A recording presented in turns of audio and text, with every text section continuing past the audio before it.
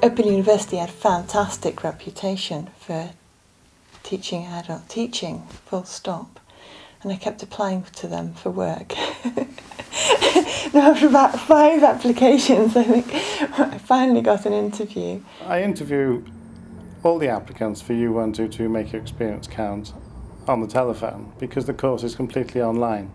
The students have access to a forum, a website of course material, and obviously telephone. Well, the students choose particular significant experiences and they have to reflectively analyse those. And in doing that, they start to realise things about the way that they learn.